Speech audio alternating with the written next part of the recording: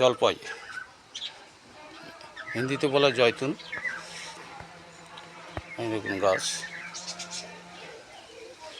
এই হলো গাছ, আর ফুল হয়েছে দেখুন, অসংখ্য ফুল, এবং ফলটা গুটি বেঁধে গেছে, অলরেডি গুটি দাঁড়িয়ে যাচ্ছে,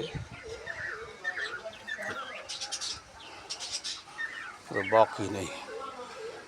মিষ্টি জলপাই,